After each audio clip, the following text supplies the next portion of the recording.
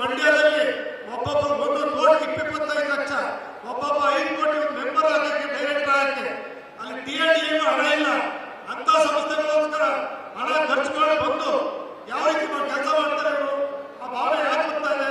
ಸಹಕಾರ ಕ್ಷೇತ್ರದಲ್ಲಿ ಪ್ರಾಮಾಣಿಕತೆಯಿಂದ, ತ್ಯಾಗ ಮನೋಭಾವದಿಂದ ನಾವು ಕಟ್ಟತಕ್ಕಂಥ ಸಂಸ್ಥೆಗಳಿಂದ ಬಡವರ ಆರ್ಥಿಕ ಅಭಿವೃದ್ಧಿ ಕಲ್ಯಾಣಗಳು ಆಗ್ತವೆ. ಎಲ್ಲರ ಸರ್ವರ ಅಭಿವೃದ್ಧಿ ಆಗಬೇಕು ಅಂತ ಹೇಳಿದ್ರೆ ನಾವೆಲ್ಲರೂ ಕೂಡ ಸಿದ್ದರಾಮಯ್ಯ ಇಷ್ಟೆಲ್ಲ ಮಾಡ್ತಾರೆ ಅಂತ ಹೇಳಿದ್ರೆ ನಾವು ಕೂಡ ನಮ್ಮ ತ್ಯಾಗ ಸಹಕಾರ ಸಂಘಗಳ ಮೂಲಕ ಅವ್ರಿಗೆ ಆರ್ಥಿಕ ನೆರವನ್ನು ಕೊಡ್ತಕ್ಕಂಥದ್ದು, ಅವ್ರ ಬದುಕನ್ನು ಹಸನು ಮಾಡ್ತಕ್ಕಂಥದ್ದು. ಹೈನುಗಾರಿಕೆ ಇರ್ಬೋದು, ಕೃಷಿ ಇರ್ಬೋದು, ತೋಟಗಾರಿಕೆ ಇರ್ಬೋದು, ಕೈಗಾರಿಕೆ ಇರ್ಬೋದು, ನೇಕಾರಿಕೆ ಇರ್ಬೋದು, ಗುಡಿ ಕೈಗಾರಿಕೆ ಮಾಡ್ತಕ್ಕಂಥದ್ದಕ್ಕೆ ಸಾಕಷ್ಟು ಅವಕಾಶಗಳಿದ್ದಾವೆ. ಇದೆಲ್ಲವನ್ನು ಕೂಡ ಮಾಡುವ ಮೂಲಕ ಆ ಸೇವೆಯನ್ನು ಮಾಡ್ತಕ್ಕಂಥ ಪುಣ್ಯ ನಮ್ಮದು. ನಾವು ಪುಣ್ಯವಂತರನ್ನು ತಿಳ್ಕೋಬೇಕು. ಆ ಸೇವೆಯನ್ನು ಪ್ರಾಮಾಣಿಕ ಮಾಡಿದ್ರೆ ನಮಗೆ ಮಕ್ಕಳಿಗೆ ಮುಂದೆ ಒಳ್ಳೆಯದಾಗ್ತದೆ. ಅಲ್ಲಿ ಲೂಟಿ ಬಿಡತಕ್ಕಂಥ ದ್ರೋಹ ಮಾಡತಕ್ಕಂಥ ಕೆಲಸವನ್ನು ಮಾಡಿದ್ರೆ ಅವರ ವಂಶ ಉದ್ಧಾರ ಆಗಲ್ಲ.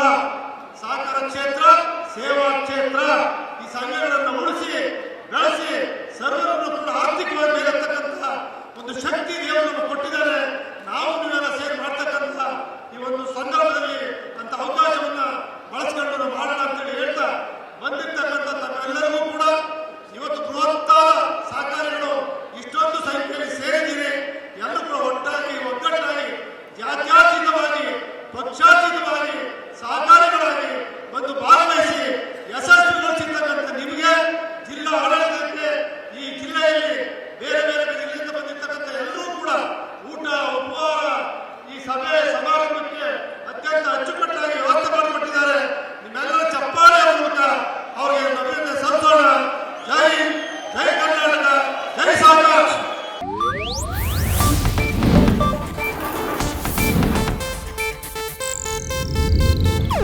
ಇದು ಏಷ್ಯಾನೆಟ್ ನ್ಯೂಸ್ ನೆಟ್ವರ್ಕ್ ಪ್ರಸ್ತುತಿ.